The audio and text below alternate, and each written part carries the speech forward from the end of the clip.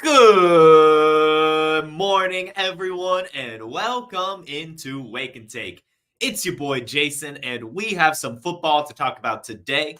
Today, we're going to break down some of the recent news stories around the league, as well as going by some of the more trending players right now this offseason and predicting what team they will be playing for next season. So you're going to get some answers or at least some guesses on where Justin Fields, Saquon Barkley, Russell Wilson, T. Higgins, the list goes on.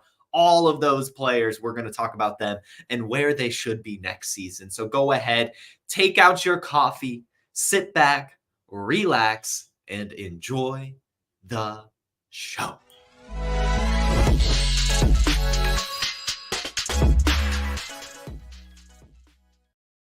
Good morning to everyone here in the chat. Glad to see you here, the Harry Snowman. Glad to see you, Jamie. Good morning to you. I hope you have a great day, and I hope you're ready for a fantastic Wake and Take show. We will start things off with some news before we go player by player by player. We'll rapid fire this. First off, the Chargers. There's been some quotes going around the internet, if you will, about the run game that the Chargers plan to use next year. Greg Roman, the new offensive coordinator, the former Ravens coordinator, has come out and said that, can you imagine Justin Herbert with a great running game? We don't know, but I can imagine what it might look like. So that's the vision.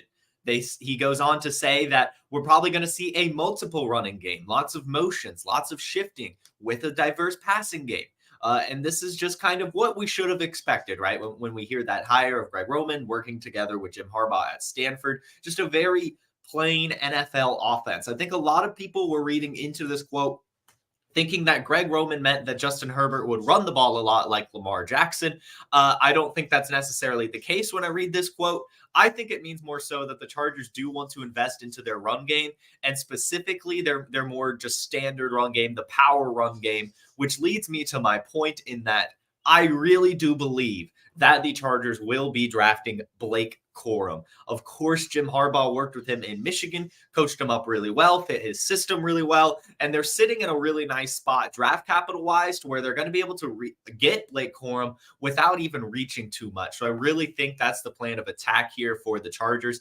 And I do think we'll see a little bit more running from Justin Herbert. If you look at his rookie season, he did scramble a bit. He was pretty good at running every once in a while, but that wasn't like the main part of his game. He's able to scramble, he's able to pick up some yards, and in fact, he's got a big enough body where he can kind of run into some contact and gain a few extra, almost like Josh Allen, but not quite as quick as him.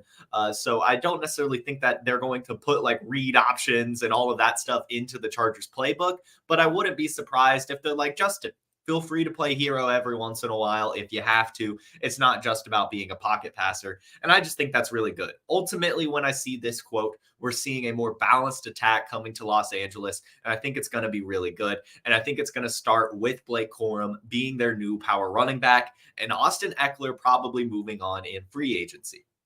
Those are kind of my thoughts on that. We'll go have to move on to the next team that's planning to make some moves this offseason, and that is the Arizona Cardinals. Yesterday, the general manager, Monty Ossenfort, came out and said that the Cardinals plan to be very active in free agency. They've got roughly $42 million in cap space, and they have some holes on the roster. Personally, what I think this quote means, because he also did go on to say that he doesn't want to overspend. I think he wants to be cautious this offseason.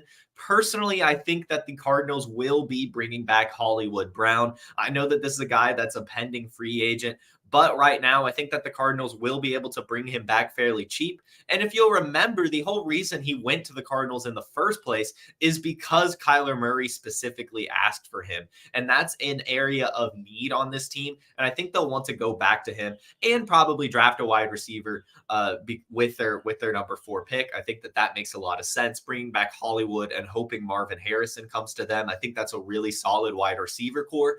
And then you're talking about him using probably that roughly $30-ish million left over to fix that defense just a bit more. We saw the defense look really good early in the season, and we know that we have a defensive-minded head coach there, but there's still some positions of need, some players that they could go out and get to really make this defense something special. But I did just want to talk about this a little bit because I do believe that the Cardinals offense is going to be an offense that we'll be able to find a lot of value for in fantasy football next season. Not just Kyler Murray, but Trey McBride, even though he's now the dynasty tight end 2, tight end 3, depending on who you ask. He's still going to be a value to me, I believe, especially in redraft leagues. And James Conner, he's always going to be a value. So I think especially if they bring back Marquise Brown and end up getting Marvin Harrison or Malik Neighbors in this draft, we're talking about a very dangerous offense. And if they can fix that defense too, we're just talking about a good football team in general that I think can make some noise, not only in NFL, but for fantasy football as well. We've got a couple special team signings as well that we'll just quickly highlight. Michael Badgley is returning to Detroit. This comes after they kind of refused to use him in the playoffs. I'm curious if they've kind of felt bad about that. It was like, all right, we'll bring you back and we'll use you a bit next season. So that's a good signing. Good for Michael Badgley. Good for the Lions. He's a decent kicker. And then punt god, Matt Araiza. We talked about this a couple months ago. All of like the off the field charges and stuff were dropped against him. And so he was hoping to be able to return to the NFL. I had speculated that it's going to be difficult, even with everything dropped, just, with a punter. Not a lot of teams like PR stuff, but the Chiefs don't care. The Chiefs are going to win Super Bowls and they need a punter, and they're going to go get Matt Araiza. I'm happy that Araiza was able to get a job and land back on his feet after a tumultuous couple seasons not being on the field. And I'm glad that the Chiefs did decide to take a chance on him and see what happens. I'm curious to see if he's still the punt god. Not playing football for a long time is going to hurt you, but I think ultimately at that position, it's probably fine. It'll be good to see what happens with this story. And the last bit of news we have for you guys is Bijan Robinson. Not necessarily news, but it's starting. Every year we hear this, ladies and gentlemen, and every year we'll talk about it because there's nothing else going on. But Bijan Robinson was the first this offseason to claim he'll be going for 2,000 yards next season. He said he was asked what he wants to do in year 2. He said he wants to go for 2,000 yards. Let's get it. As we say every time we hear this, players say this all the time. They set really high goals for themselves. What I like to see out of that is that they are setting a high goal for themselves, that they do believe in themselves, and they're going to work hard towards that goal. Bijan Robinson obviously has the talent to reach that, and we just saw the Rams offense give Kyren Williams an insane production. So it's not too far off. I'm not going to say it's going to happen, but I like it. Could happen, and it's just cool to see he's fired up, and I'm happy that we're already at this point in the offseason where players are setting tremendous goals for themselves. So I'm going to wish Bijan Robinson best of luck next season and hope he can reach that 2K. So I see a lot of questions here in the chat. We'll answer those right now before we move on to predicting some landing spots for some of the top players this offseason. So let's hop into the chat right now. Let's see. The Harry Snowman is deep in the laboratory, not having any podcasts coming up. Good morning, everyone else who's popped in as well. Glad to see you, Positive Grouch, Anthony, Rubio, Toronto Dave. Glad to see you all. Oh, John. How's it going, John? Harry Snowman says he loves the Arizona call. Always underrated. Defense not that far away. Offense was the weak point. For sure. For sure. And that's why I'm saying really all of these Cardinals are going to be values. I really liked 2 weeks ago episode of Trade Gods. Matty Kiwoom said to buy Marquise Brown. I really do think that's a solid buy right now. He's like wide receiver 60. You could get him for very, very cheap. And I think especially if he ends up as the wide receiver 2 again, like he was when he was kind of successful in Baltimore. I guess he wasn't necessarily the wide receiver 2 there, but it was like I get he's like target 2. But either way, I really do think that as a more complementary piece, he could be really, really awesome. And again, he has that connection with Kyler Murray. And if an actual alpha like a Marvin Harrison Jr. ends up there, we're talking about a very, very dangerous offense. So Arizona Cardinals, they're on the up and up. Let's go ahead and move on now to predicting landing spots for some of the top players. I'm, of course, omitting some, but I just wanted to talk about the big players right now. And we'll, of course, start with my guy, Justin Fields, making it easy. Right now, the Falcons are favored to land Justin Fields at minus 130. The Steelers are the next team at plus 350, and the Patriots are the third highest odds team at plus 700. A few weeks ago when we talked about this, the Bears were the favorite. So it's very, very interesting to see that they're not even a top 3 odd now. It is just continuously trending towards him not being a Chicago Bear as expected. My belief with Justin Fields, as has been the belief since October last year, Justin Fields will be an Atlanta Falcon. The Falcons will send pick 43, their second round pick, to the Bears in order to obtain him. They might have to add a fifth or something. There might be some extra sprinkles in, but I think that second round pick will be the starting point. The Falcons have $24 million in cap space estimated right now. That's plenty of money to kind of move forward with this and figure out some of their moving pieces to really make room for Justin Fields' contract in the future. But I think that that's a really solid move for the Falcons. I know a lot of people out there say that Justin Fields doesn't fit the McVay system. I think that's true to a certain extent. But like I said last time, I also think it's true to a certain extent that Sean McVay just hasn't had a mobile quarterback. And Justin Fields displayed really, really good arm talent at Ohio State and has showed some good arm talent in Chicago, just has kind of went to the scramble more often than he should have, and also just hasn't had true weapons. I really do think with a system and coaches and a team that believes in Justin Fields with the right weapons around him, he will not fail. And the Falcons, to me, is just a perfect combination for Justin Fields to succeed, not only with the weapons around him, but just going back home to Georgia, where he's from, being near his family. I just think there's too many positives here that it makes too much sense for it not to happen. Justin Fields will be an Atlanta Falcon, and it's going to be incredible. The next big player to talk about is Russell Wilson. And right now, Russell Wilson is favored to land in Pittsburgh. Right now, he is the favorite to be a Steeler next season at minus 250 odds. The next team is the Raiders at plus 550, and then the Falcons at 650. Now, the Raiders makes a certain amount of sense. That's another team that's moving around kind of in the sphere of teams wanting to get a quarterback. But I do like the favorite, the Pittsburgh Steelers, getting Russell Wilson. We've talked now about Mason Rudolph and Kenny Pickett being kind of in this battle to be the quarterback one. I really do believe it's actually the battle to be the quarterback two, and that the Steelers are going to bring in a quarterback. And I really do believe Russell Wilson is a solid option for that organization. Yes, a lot of the shine has worn off, but what the Steelers really do need is a quarterback like Russell Wilson. I do think an older quarterback, this veteran presence, will help that team. There's a lot of young talent that could kind of use the guidance that Russell Wilson would be able to bring. And just the game manager aspect of it is what the Steelers need first and foremost. Yes, Mason Rudolph led the team to the playoffs and was able to eke out some impressive wins, but Russell Wilson, I think season long, is going to be a better bet than that. And I think Mason Rudolph should be the quarterback too. And then I think you could probably try to get something for Kenny Pickett in terms of trade value. Probably not too much, but there will probably be a team out there interested, just like somebody's probably interested in Mac Jones from New England. I think ultimately what's going to happen here is the Broncos will cut Russell Wilson. And what makes this possible for the Steelers is that the Broncos are on the hook for Russell Wilson's contract. The $39 million has to be paid by the Broncos pretty much no matter what. Basically what's going to happen, the Steelers are negative in cap space right now, but it's not too much. They're like negative $5 million. So they'll figure it out. They'll make some moves. They'll be able to get over the cap space or under the cap. And then Russell Wilson will sign with them, and the Broncos will cover whatever isn't the $39 million. But Russell Wilson isn't going to sign for a big contract at all. He probably wants to take it out on the Broncos, make them pay as much as possible. And the Steelers is a great way to do that, a great way to still be a competitive quarterback, and a great way for a historic franchise to continue to push the chips forward. And what's great about this is if Russell Wilson fails in just a couple seasons, then they'll probably find themselves with a high draft pick to try this young quarterback route again. But Russell Wilson gives them a lot of chance to win. I like it a lot, and I think it's a move that makes sense.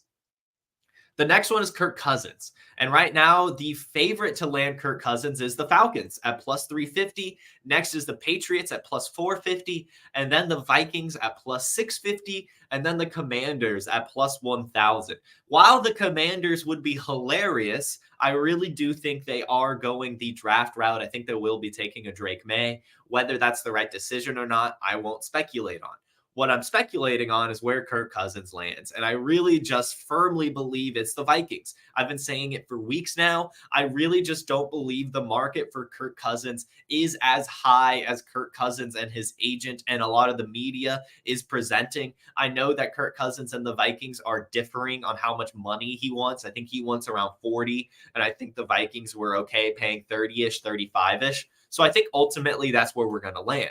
I think we're going to spend a few months on this. I really do think this Kirk Cousins situation is going to be the one we talk about the longest, outside of maybe the running backs that we'll talk about in a second.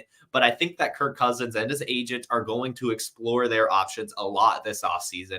And I think ultimately what they're going to find is that no team is going to want to pay them more than what the Vikings will. And so he'll probably end up returning to Minnesota. Now, if he didn't tear his Achilles, could this have been different? Yes. But I just think that the market is not going to be there for an aging quarterback with a torn Achilles. And I think ultimately the Vikings do want Kirk Cousins back. And I think it keeps the door open for them to draft a quarterback this year that can sit behind Kirk Cousins for a year or two just to take it all in. And yesterday's episode, we had Bradley Stalder on. He mentioned that he thinks the Vikings might take a Michael Penix. And I loved it when he said that. And I'm not going to stop talking about that now. It really, sometimes you hear things and it just clicks. I really do think the Vikings bring Kirk Cousins back, maybe around $30 million, $35 million for 2 or 3 more seasons. And then they draft Michael Penix or Bo Nix kind of third roundish in the draft, and they sit behind Kirk Cousins for a little bit and take it in. But they're very similar quarterbacks to Kirk Cousins, and they both have some stuff to learn. They took forever to break out in college. They'll probably take some time to break out in the NFL. And I think the Vikings would be a good landing spot for either of those quarterbacks and makes sense for both the Vikings, those rookie quarterbacks, and Kirk Cousins. So look for him to be back in the purple and gold next season, but look for it to take some time. The next quarterback is Baker Mayfield.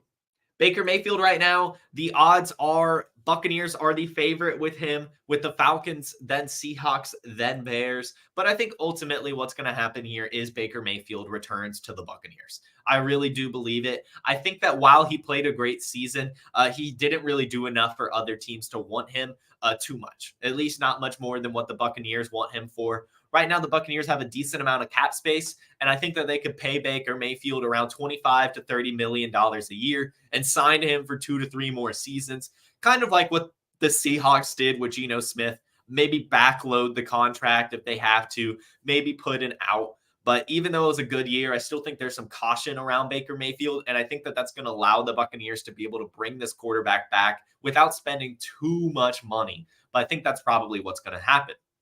Which then leads to Mike Evans. What do they do with Mike Evans if they're able to bring Baker Mayfield back on a cheapish deal? Right now, Mike Evans is favorited to land with the Texans at plus 300, then the Buccaneers at plus 325, then the Chiefs at 450, and then the Bears, Patriots, and some other teams kind of fall in line. Right now, the Buccaneers have $35 million in cap space. I think that they could figure out some way to tag Mike Evans, maybe non-exclusive to try to get something back for him, but still pay him a decent amount, what he's worth, and figure out some reconstructing in order to still sign Baker Mayfield on a budget contract. I really do think there's a way for both of these guys to return to Tampa, and I genuinely believe that's the smartest path forward for the Buccaneers. If you'll remember, they won the NFC South. Yes, it was an open division, and it took some stuff to fall their way for them to make it. But then they beat the Eagles in the playoffs, and they were within, I think it ended up being like 1 score against the Lions. It was a very, very close game when they ultimately lost. But they're a playoff team. They're a good football team. If they can keep the band together, use their draft picks, get Mike Evans and Baker Mayfield back, and run it back one more season. That's what I really think this answer should be. I know that Mike Evans is gaining a lot of hype around going to the Chiefs or something.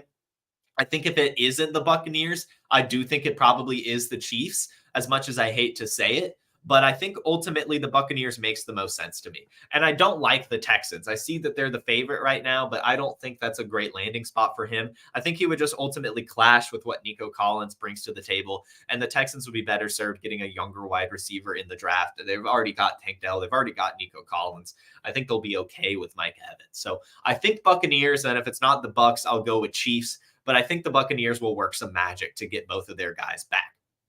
Which then moves us to T. Higgins. T. Higgins right now is favorited to return to the Bengals at minus 400. The Titans are next at plus 500. And then the Jaguars all the way at plus 1,000. I think ultimately the Bengals will be franchise tagging T. Higgins. They've got about $60 million in cap space right now, which is a ton. So I think if anything, they might try the non-exclusive tag to see if they could get something back if he ultimately signs with somewhere else, as he will give some sort of value on the open market. But I think ultimately they're going to try to bring T. Higgins back. And that's what we're hearing. And that's probably why they're negative or minus 400 odds for him to go there. I do think if they bring back T. Higgins, they're probably going to have to move on from Tyler Boyd. I know they have a lot of cap space, and I know Tyler Boyd doesn't garner a lot of money, but I think they're ready to try to move some of their pieces around and not necessarily stay put with their wide receiver core. They've got Andre Iosivas. They've got Charlie Jones, who are some decent year two guys. I think they bring back T. Higgins for at least one more year and then kind of go from there. But they have a lot of cap space. They could use a good wide receiver too. And I think that they could get Brock Bowers in the draft to fill that tight end need, and they'll really be cooking with something good. Use the rest of their cap space on that defense. The next wide receiver is Michael Pittman. And I couldn't find any odds on him returning to the Colts for some reason. So I don't know if he's the favorite to go there. Only thing I could find were teams not the Colts. So Titans plus 400, Cardinals and Chiefs tied at plus 600, and then the Jets at plus 900. But I do believe Michael Pittman will be returning to the Colts, even if I couldn't find odds on it. I think that they'll franchise tag him. I think ultimately that'll turn into a long-term contract. That'll start with the franchise tag. The Colts have $66 million in cap space right now. That's a ton. And the fact Michael Pittman already came out and said he would accept the franchise tag says a lot to me. The Colts need to bring him back because they don't have another wide receiver that can do what he does. They need a good wide receiver to ultimately test Anthony Richardson one more season, and also to test Michael Pittman. You could use the franchise tag to give him one more season to truly prove he's an alpha to you, because I think, he's 90% there, but there's still some question marks about him just truly dominating defenses on a week-to-week basis. So I think that a franchise tag makes a lot of sense for this Colts team, for not only the team, but for Michael Pittman and even Anthony Richardson, so he doesn't have too much turnover in the pass game. So I think both T. Higgins, Michael Pittman return to their team, and I think Mike Evans does as well, even if there is some odds that he goes somewhere else. I just think the Buccaneers should and ultimately will bring him back.